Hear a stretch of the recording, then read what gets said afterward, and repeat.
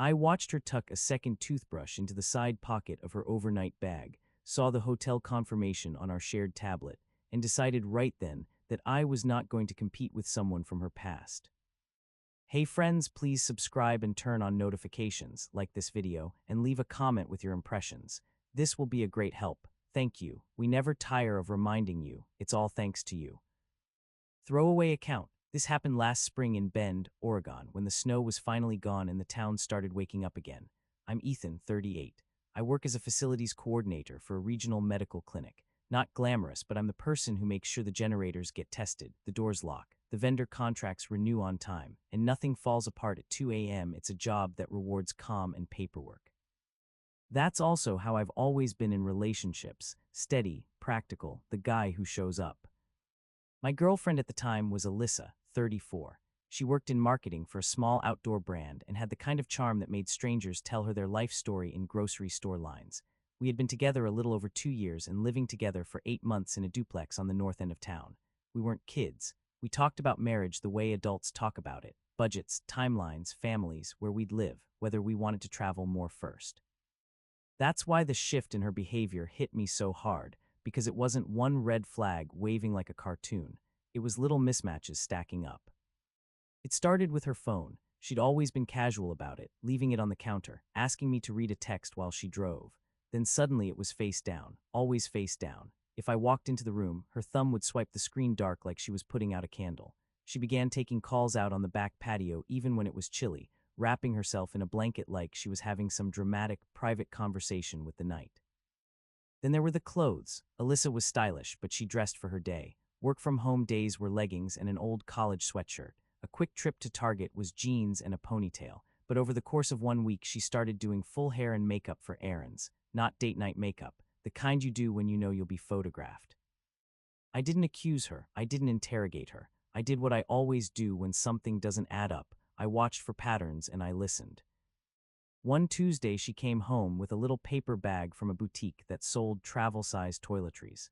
She set it on the entryway table and said, too quickly, I grabbed some stuff for my gym bag.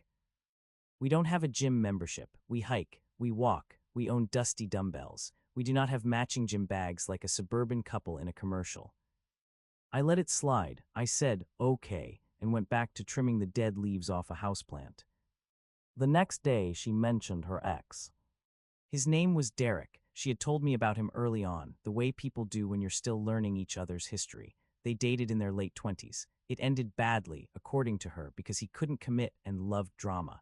I filed it away as normal life experience. Everyone has someone.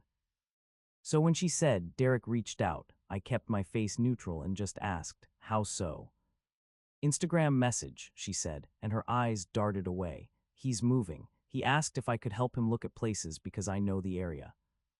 That didn't make sense either. Derek lived in Portland, she said. Bend is 3 hours away. If he was moving to Bend, he could look at places like every other adult, online, with a realtor or with the rental manager. He did not need my girlfriend to play tour guide. I said, that's unexpected. She laughed like I was being silly. It's not a big deal, we're adults.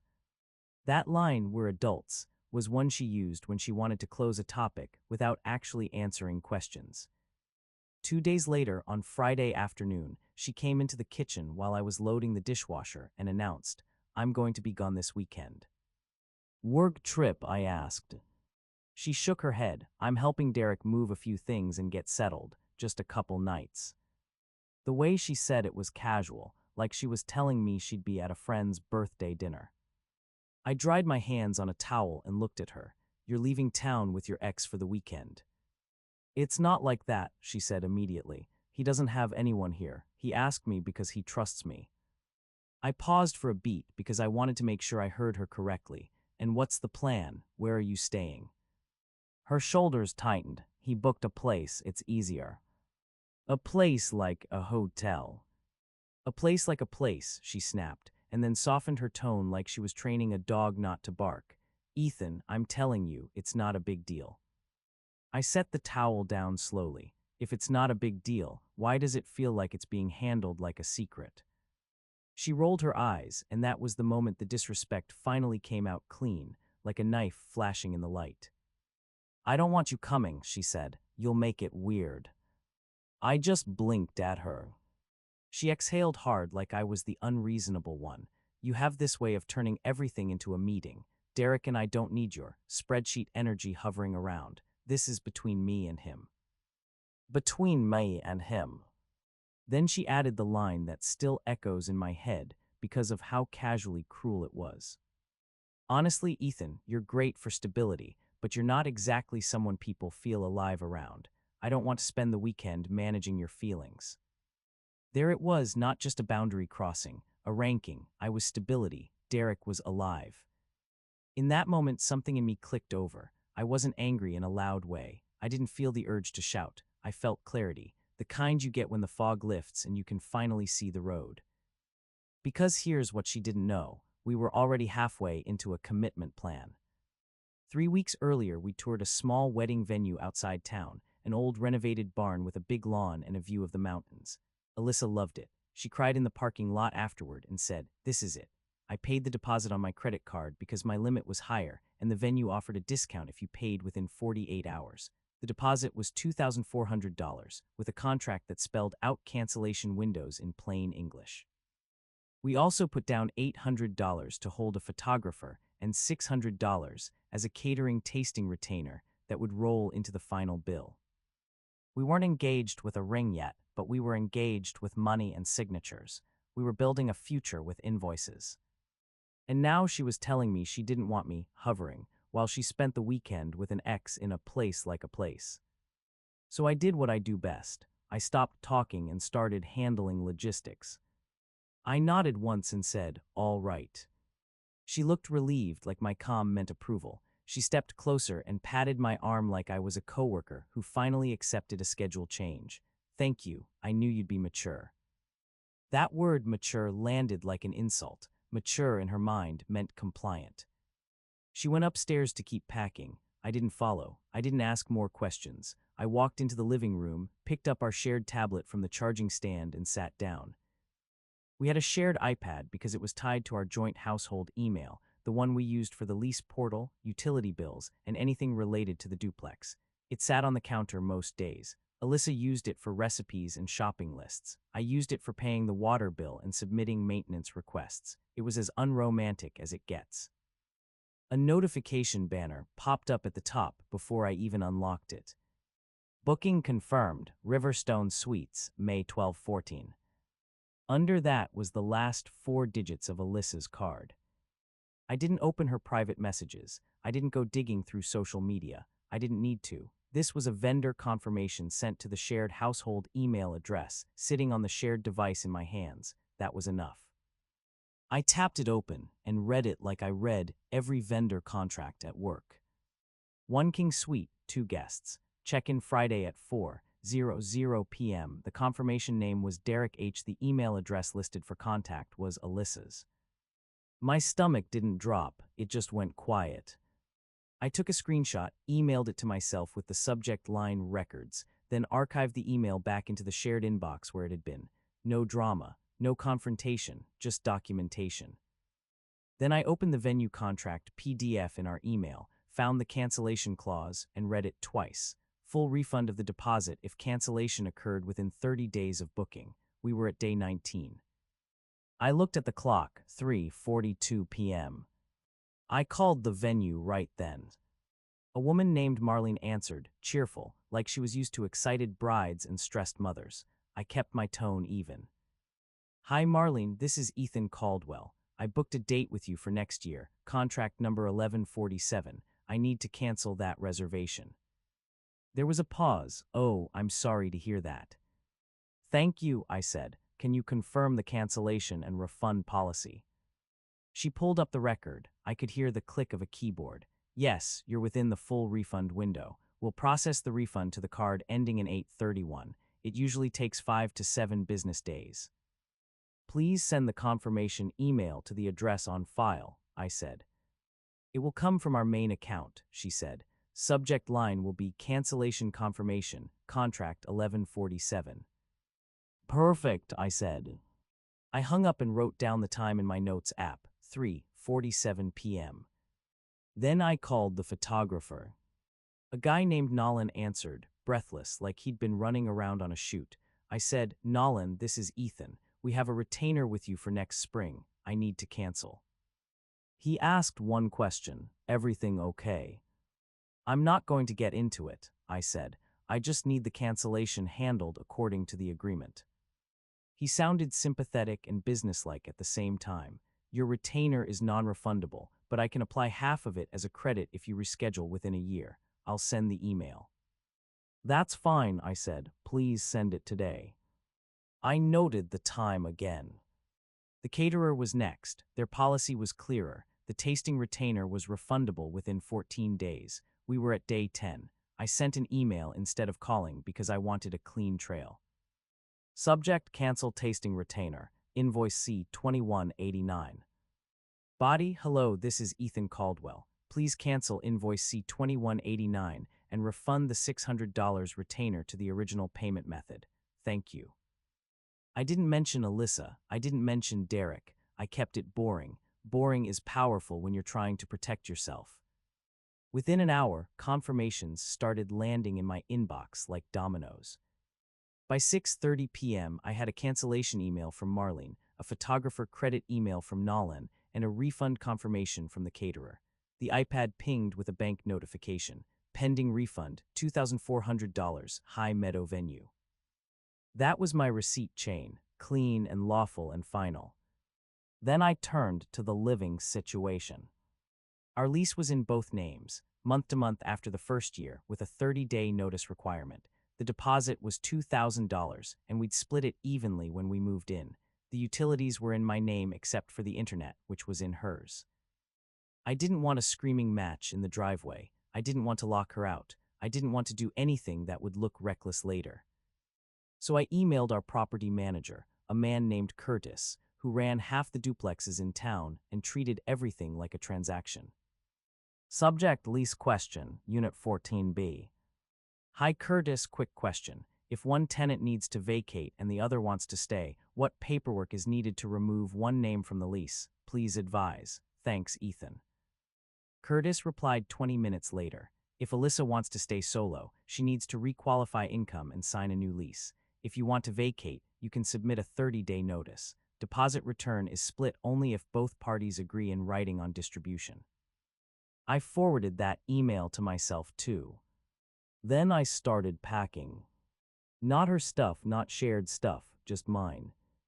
People love to imagine dramatic scenes where a guy dumps clothes on the lawn. That's not me. I packed the way I pack for a move at work, inventory in my head, boxes labeled, no emotion in the tape.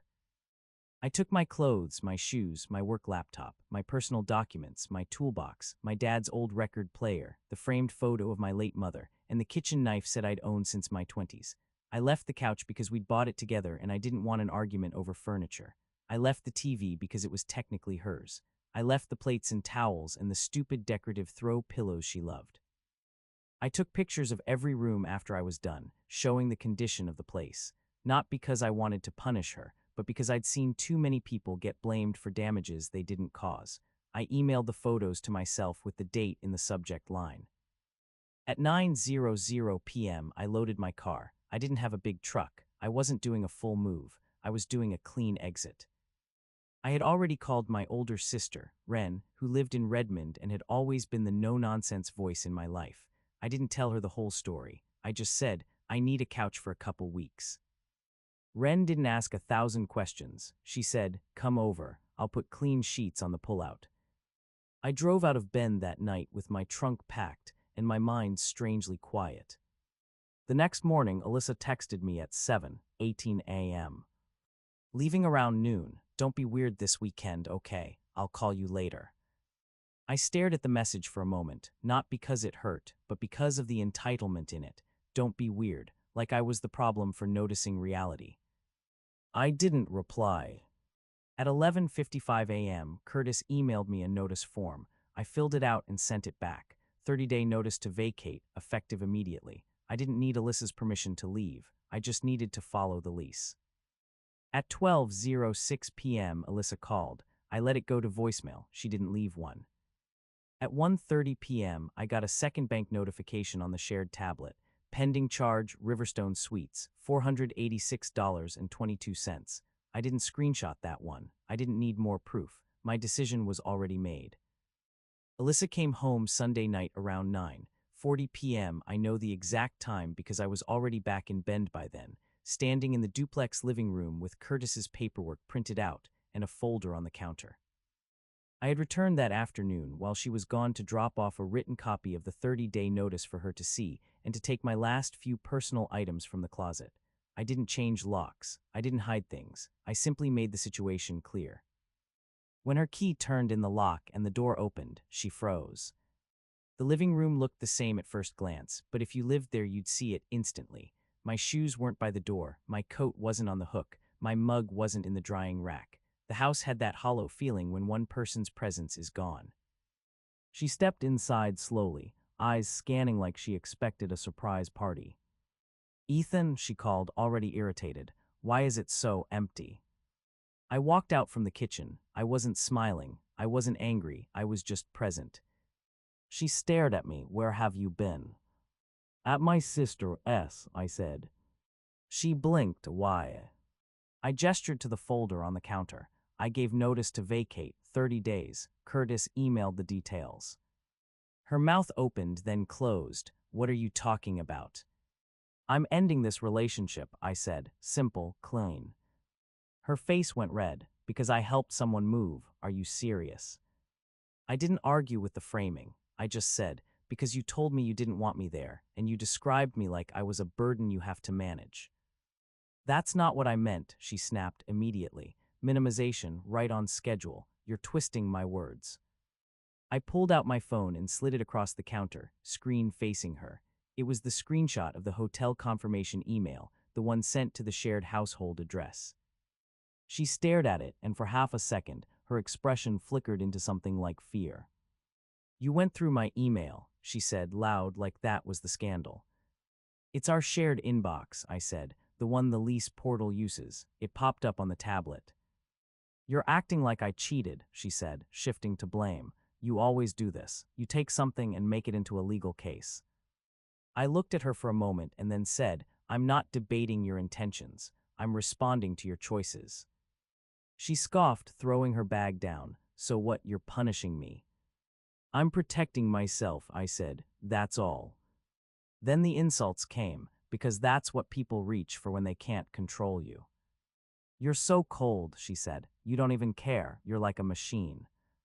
I nodded once, all right. That seemed to enrage her more, my refusal to take the bait. "You're leaving because you can't handle that I have a life outside of you," she said. "You're insecure."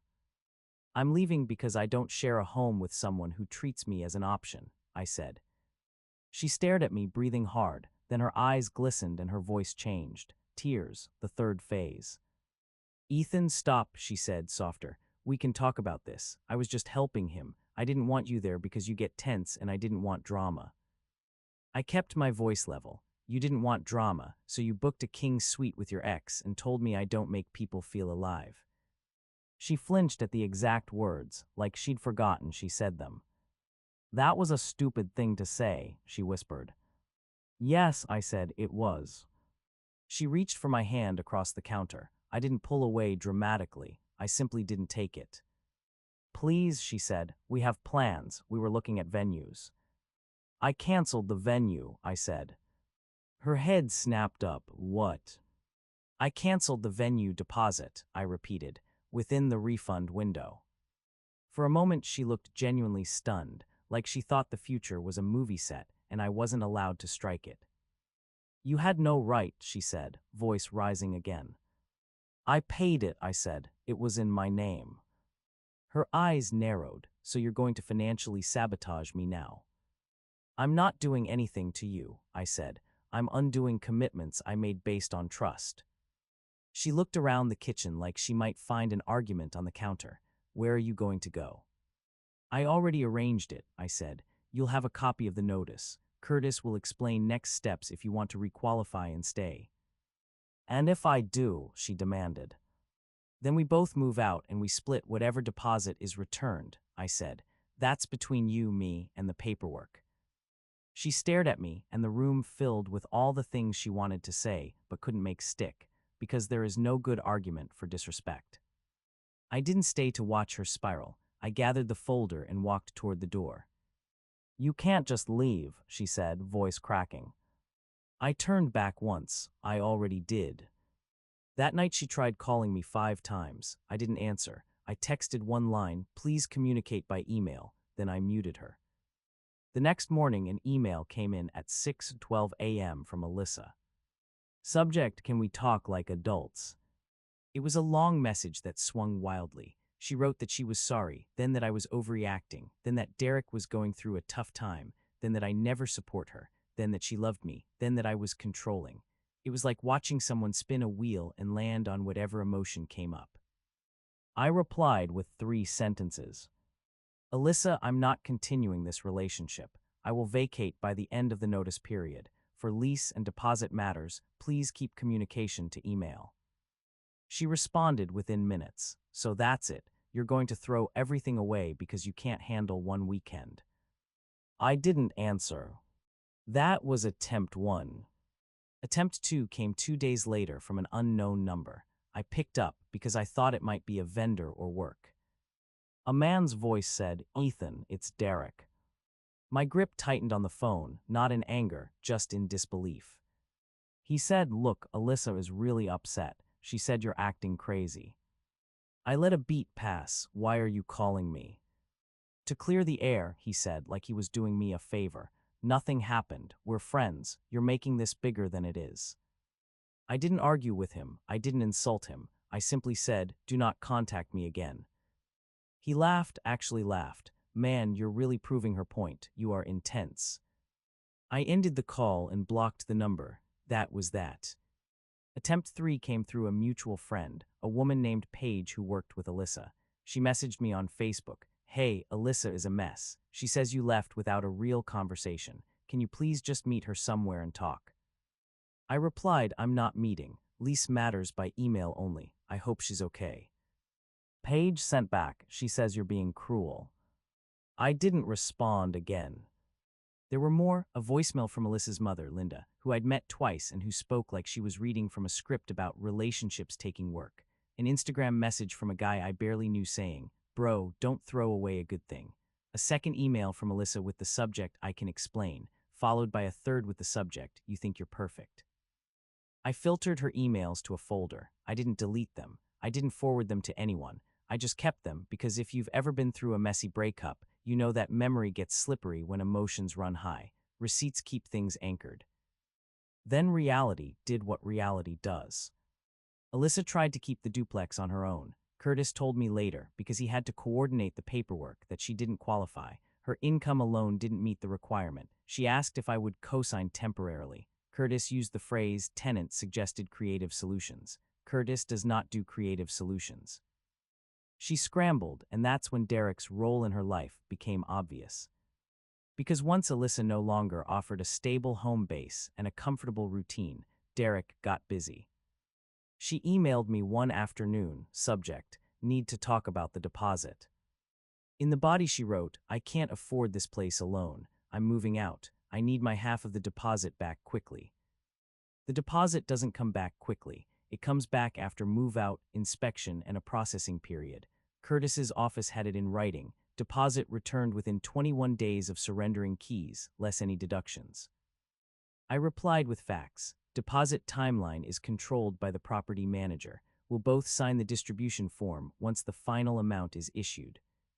She replied, "Derek said you're going to try to keep it." I stared at that line for a long moment.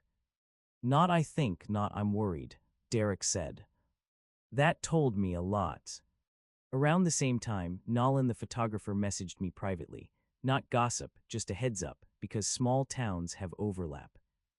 He wrote, "Hey man, Alyssa called asking if she could use your credit toward a new date. I told her no, it's in your name, thought you should know." I thanked him and saved the message. Then the social consequences started rolling in, not because I orchestrated anything, but because Alyssa couldn't keep her story straight. She told some people I abandoned her. She told others I got paranoid. Then she told a few that I canceled everything to control her. different versions for different audiences. That works until people compare notes. Paige messaged me again weeks later, much softer. Hey, I'm sorry I got involved. Alyssa wasn't honest about some stuff. I didn't ask for details. I didn't want a pile of gossip. I just replied, I appreciate you saying that. I wish her well. The most painful karma, I think, was how quickly Derek disappeared. Alyssa called me one last time from a different number. I only answered because it came through as a local clinic number and I thought it was work. It was her. Her voice was hoarse. Ethan, please, I just need to talk. I said, if it's about the lease, email. It's not, she whispered. He's gone. I didn't say who, I knew. He left, she said, and the words came out like she couldn't believe them. He took some stuff from my storage unit. He said he'd pay me back. He blocked me. I closed my eyes for a second, not in satisfaction, in sadness because a part of me had loved her even after she made me feel small. I'm sorry, I said, and I meant it in a human way, but I'm not the person you call for this anymore. She started crying harder. I made a mistake. Yes, I said again, you did. She tried to pull me into the old dance. Can we just reset? We can go slow. I didn't mean what I said about you. I kept my voice even. Alyssa, I'm not available. She got sharp, so you're just going to leave me like this. I'm going to keep my boundary, I said. Take care. I ended the call and blocked the number. 30 days passed. We coordinated move out like two people closing a business account. Curtis inspected the unit. There were minor deductions for carpet cleaning. The deposit return came as one check, made out to both of us, as is common. We met at Curtis's office to sign it over. Public place, cameras, neutral ground. Alyssa looked different, not in a dramatic makeover way, in a tired way, like someone had been living on adrenaline and now the tank was empty. She tried one more emotional angle in the hallway, quiet so Curtis couldn't hear. Do you really feel nothing? She asked. I looked at her and said, I feel peaceful when I'm not being compared. She swallowed hard. I didn't say more. I didn't need to.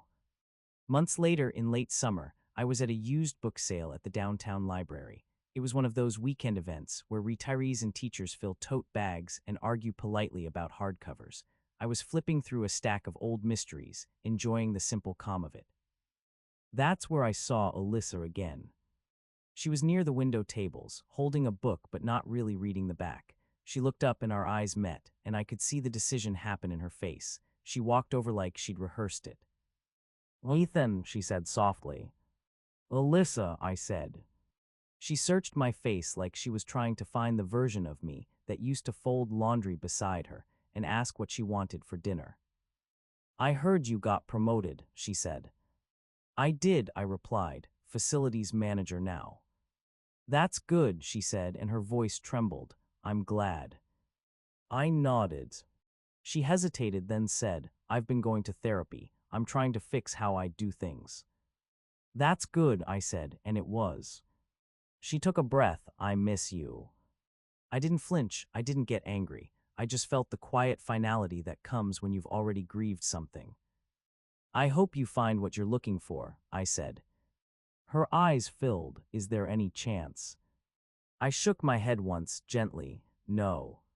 She looked down at her hands. I don't know why I did it.